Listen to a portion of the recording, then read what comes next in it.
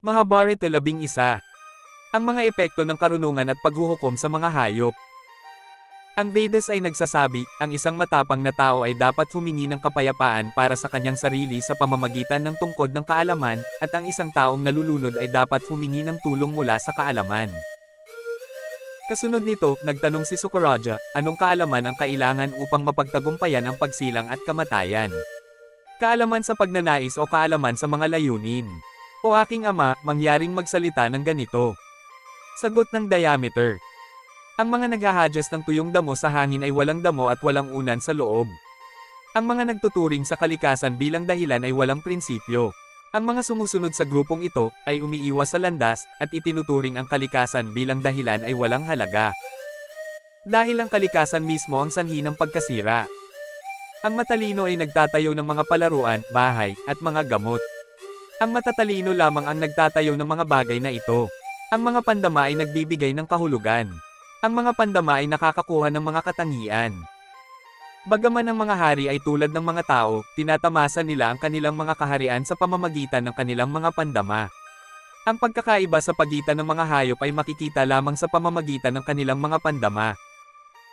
Ang kaalaman dito ay ang tanging paraan upang kumilos sa pamamagitan ng malikhaing kaalaman ng mga hayop. Ibaba ang mga hayop sa halaman. Dahil mas natuto sila, kasama sa mga hayop ang polyandrous at bipedal na mga hayop. Dalubhasa sa pagkain ng mga bipedal na hayop. Ang mga nilalang na may dalawang paa ay may dalawang uri, mga nilalang sa lupa, mga nilalang na extraterrestrial, mga nilalang na intermediate, at dalawang uri ng mga nilalang na hindi nabubuhay sa ilalim ng lupa. Sa mga nilalang na ito, ang mga intermediate na nilalang ay naiiba dahil sa kanilang mga katangian ng lahi. Sa mga intermediate na nilalang, may mga nakakaalam ng isang relihiyon at may mga hindi. Ang mga nakakaalam ng Vedas ay naiiba dahil ang Vedas ay naninirahan sa loob ng mga ito. Mayroong dalawang uri ng mga nilalang na nakakaalam ng Vedas, mga mangangaral at mga mangmang. Magkaiba ang mga mangangaral dahil lahat ng relihiyon ang kanilang taglay. Ang mga nakakaalam ng Vedas, ang mga nakakaalam ng mga tungkulin at resulta ng Vedas, ay nagtataglay ng pinakamalaking kaalaman dahil ang Vedas ay nagmula sa kanilang Vedas. Mayroong dalawang uri ng clairvoyant, yaong nakakakilala sa kanilang sarili at yaong nakakakilala sa iba. Sa kanila, iba-iba ang mga nakakakilala sa kanilang sarili dahil naiintindihan nila ang mga prinsipyo ng pagsilang at kamatayan. Ang mga nakakaalam ng parehong relihiyon ay makapangyarihan sa lahat, alam sa lahat, asetiko, makatotohanan, at dalisay. Makikilala nila si Brahman. Sila ay tinatawag na Brahman. Malusog sila. Dapat nilang maunawaan ang prinsipyo na siya ang kataas-taasang Brahman, ang Ama, ang kataas-taasang alam, ang Diyos sa loob at labas. 2 taong gulang na siya. 2 taong gulang na siya. Siya ay naninirahan sa buong mundo. Walang maihahambing sa kanyang kadakilaan. Siya ang simula, ang wakas, at ang resulta ng lahat ng anyo. Siya ang Panginoon ng lahat ng 4 na nilalang, at siya ay malaya. Ang prinsipyo ng karma, iba pang mga relihiyon, at ang kahulugan ng panahon. Ang Vedas ay nagsasabi, mula noong sinaunang panahon, ito ay isang mapalad na gawain para sa Brahma. Kung siya ay nagtatrabaho ng matalino, siya ay magtatagumpay sa lahat. Walang alinlangan, magtatagumpay siya sa lahat. Ang tanong, natural ba o sa pamamagitan ng karunungan ang gawain? Ang sagot ay, kung ang gawain ng Vedas ay nagawa, ito ay dapat gawin sa pamamagitan ng kaalaman. Kung hindi, ito ay normal. Hayaan akong magpaliwanag pa. Ang karanasan at karanasan ay nagdaragdag sa kahulugan. Ang ilan ay nagsasabi na ang kapangyarihan ay ang pinakamahalagang aksyon, iyon ay, pagpuri sa Diyos Vidi. May nagsasabi na ang kalikasan ay pinakamataas, kapangyarihan, karma, Diyos. Dahil sa likas na katangian ng panahon, ang tatlong ito ay sinasabing nauuna. Ang ilan ay nagsasabi na sila ay bumangon sa iba't ibang dahilan. Sinasabi ng ilan na walang dahilan para husgahan sila ng ganoon. Ito ay hindi gayon, ito ay gayon, ito ay maaaring pareho, ito ang mga salita ng mga nag-iisip mula sa pananaw ng pagkilos. Yaong mga tapat sa katotohanan ay naiintindihan ito sa katulad na paraan. Ang mga ipinanganak sa Triyuga, Dvapara Yuga, at Kali Yuga ay puno ng pagdududa. Ang mga ipinanganak sa Krita Yuga ay mga asetiko, mahinahon, at tapat sa katotohanan. Sa Satya Yuga na ito, ang lahat ay malaya sa paghihiwalay mula sa rig, samsa, at yajna. Iniiwan nila ang pagnanasa. Nagkakaroon sila ng relihiyon ng pagtalikod at pagiging perpekto. Sa pamamagitan ng penitensya, nakakamit ng mga tao ang lahat ng kanilang mga hangarin. Sa pamamagitan ng penitensya, nagsasagawa sila ng pagtitipid. Makakamit ng tao ang Brahman at lilikha ng mundo. Ang sinumang makamit ang gayong Brahman ay magiging Panginoon ng lahat ng nilalang. Sinasabi ng mga scholar ng Vedic na ang bagay na ito, Brahman, ay ipinaliwanag ng detalyado sa Vedanta. Ang malinaw sa Vedanta ay makikita sa Karma Yoga. Nag-alay ng mga hayop ang mga hari, nag-alay ng mga hayop si Vaishyas, at naghain ng mga hayop si Sudras. Ang mga Brahman ay umawit ng mga mantra at nagsagawa ng mga ritual ng pagsasakripisyo. Ang sinumang nagsagawa ng isang bagay sa pamamagitan ng sariling pag-aaral ay tinawag na Divihaya. Ang sinumang gumanap o umiwas sa paggawa ng isang bagay ay tinawag na Brahman. Ayon sa pag-iisip ni Sakya, sa Satya at Treta Yuga, ang Vedas, ang Yajnas, at ang Ashram castes ay sagrado. Gayunpaman, sa Dwapara Yuga, nabawasan ang haba ng buhay dahil sa pagbabagong ito. Sa Dwapara at Kali Yuga, ang Vedas ay nawasak. Sa Kali Yuga, ang lumitaw sa isang lugar ay nawala sa isa pa. Ang pagkamakasarili ay ipinanganak mula sa kawalan ng katarungan. Lumitaw din ang kakanyahan ng baka, lupa, tubig, at halaman. Ang Vedas, Vedic na mga ritual, at monasteryo ay nawala dahil sa kasamaan. Kung paanong ang Dharma, mga halaman, mga hayop, at mga nabubuhay na nilalang ay tumaas nang bumagsak ang ulan sa lupa, ang kataas-taasang espiritu ay nagpahayag ng Vedas at Vedanta sa buong panahon. Hinati, nilikha, at nilamon ng panahon ang tao. Gaya ng nasabi ko, ganito ang paglikha ng kalikasan ng hindi mabilang na mga nilalang na magkatulad. O Ama, hayaan mong sabihin ko sa iyo ang tungkol sa paglikha, oras, pag-iral, ang Vedas, ang lumikha, karma, at ang mga kahihinatnan nito, sinasabi ko. Kaliwanagan, ang kaluwalhatian ng kaalaman. Nang marinig ni Shukra ang mga salita ni Rishi Vyas, pinuri niya ito at sinimulang tanungin siya tungkol sa landas tungo sa pagpapalaya. Sinabi sa kanya ni Venus, o banal at handang magsakripisyo. Paano makakamit ng isang taong may kaalaman at mainggitin ang Brahman na hindi nahahati sa nakaraan at hinaharap? Paano niya makakamit ang Brahman? Sa pamamagitan ng landas ng mga numero o ang landas ng yoga, sa pamamagitan ng pagtitipid, sa pamamagitan ng landas ng kasal, o sa pamamagitan ng kapangyarihan ng karunungan? Sagutin ang tanong na ito. Paano natatamo ang pagkakaisa ng isip at pandama? Pakisabi sa akin kung paano. Sumagot si Vyas, kung wala ang landas ng kaalaman, walang sino man ang makakamit ang pagiging perpekto sa pamamagitan ng pag-abandona sa mga pandama o lahat ng bagay. Nilikha muna ni Brahma ang lahat ng mga dakilang elemento. Ang mga elementong ito ay pangunahing konektado sa katawan. Maliban sa mga nabubuhay na nilalang, kabilang dito ang katawan, lupa at katawan, taba at taba, mata at apoy, hininga at hangin, mata at langit, at ang mga bakanan ng ilong, mga tainga, at mga pintuan, sa limang pandama, tunog, hipo, anyo, panlasa, at amoy. Kung paanong ang isang karwahe ay kumokontrol sa kabayo, gayon din ang isip ay kumokontrol at nagtuturo sa mga pandama. Ang pag-iisip na ito ay kinokontrol at pinapatnubayan din ng espiritu sa puso. Gayon din, ang isip ay ang master ng lahat ng mga pandama. At ang espiritu ay ang master ng mind control. Ang mga pandama, angkol na kalikasan, mga emosyon, isip, hininga, at buhay ay naroroon lahat sa katawan ng mga nabubuhay na nilalang. Walang kanlungan ang isip, ang katawan, katangian, tunog, at damdamin. Ang isip ay hindi lamang nagdadala ng kabutihan kundi pati na rin ng karunungan, persepsyon. Sa makatuwid, ang isang tao na napapalibutan ng 16 na elemento ng katawan, ang 5 pandama, ang 5 bagay, kalikasan, kamalayan, isip, hininga, buhay, mga ito, ay nakikita ang 17 pinakamataas na sarili sa loob ng kanyang sarili sa pamamagitan ng pintuan ng isip. Ang kataas-taasang sarili na ito ay hindi nakikita ng mga pandama, tulad ng mata, ngunit naliliwanagan ng liwanag ng isip.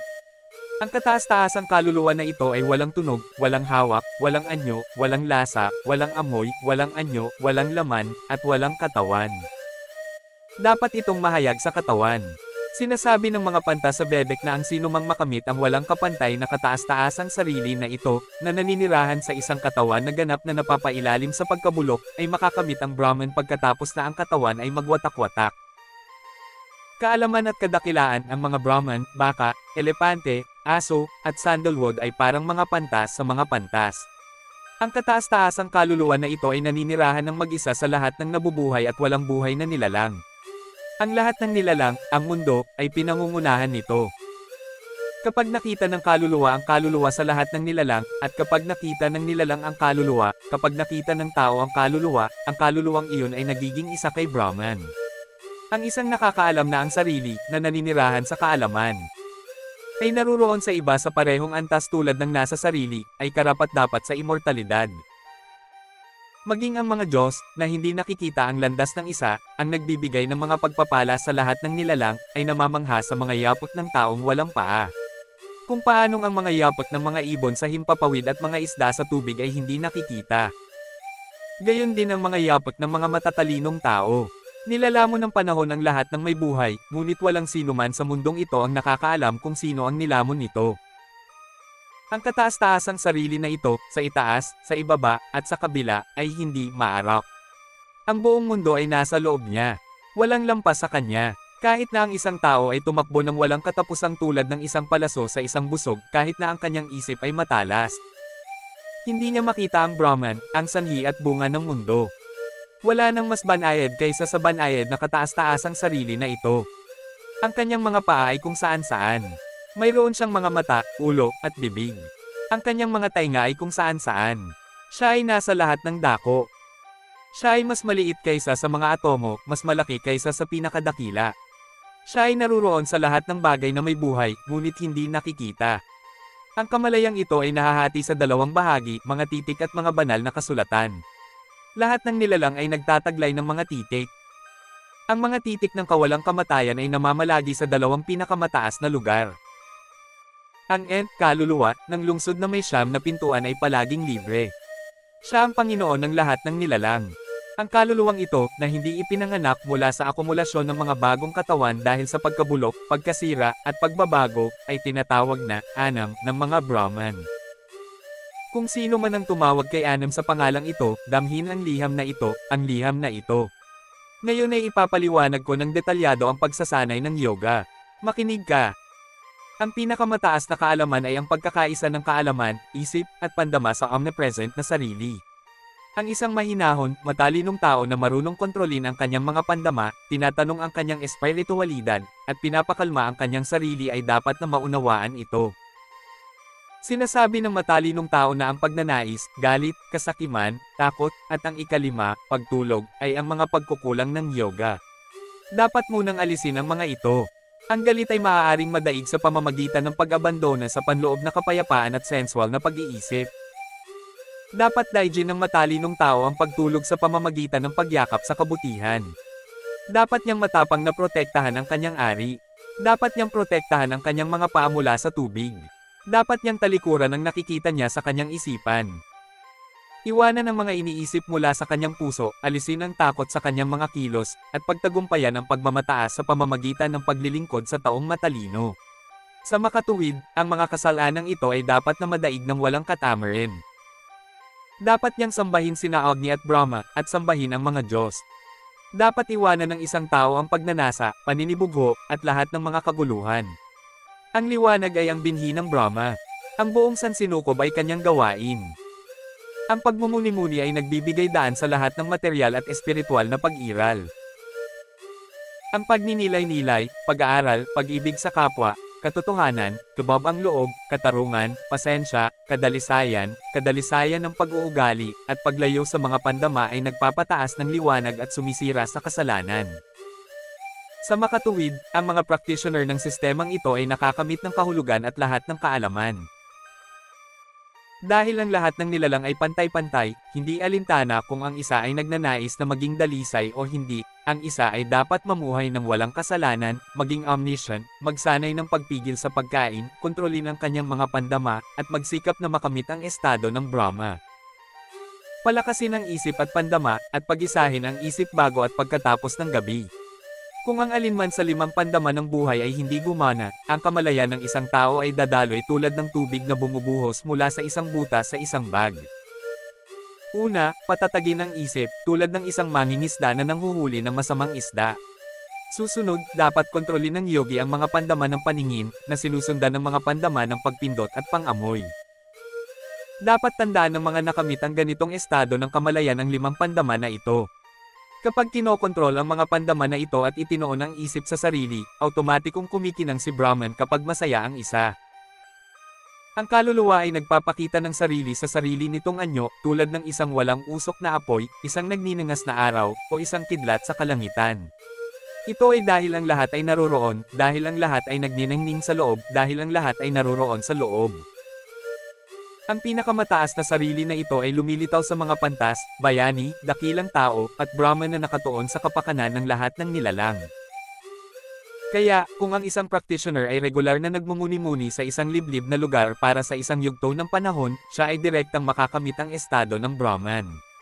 Sa panahon ng pagsasanay, ang mga maling akala, mga pagkagambala, at ang mga kababalaghan ng mga pandama, pakikinig, nakakakita.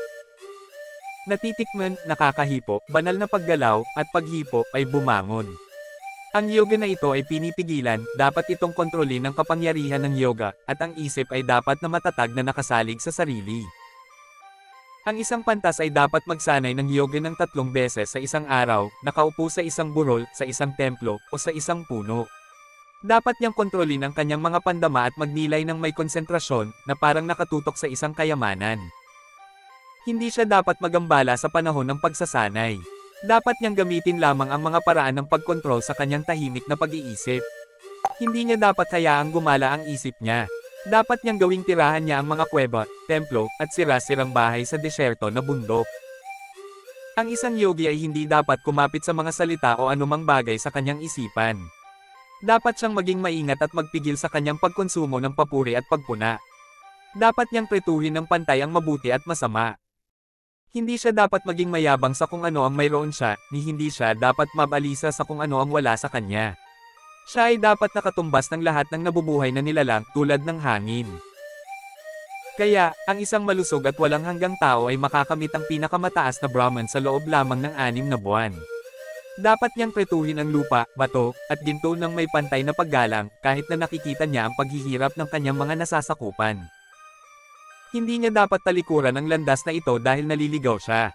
Siya man ay mababa ang caste, isang babae, o isang practitioner ng Dharma, makakamit niya ang tunay na kalayaan sa pamamagitan ng pagsunod sa landas na ito.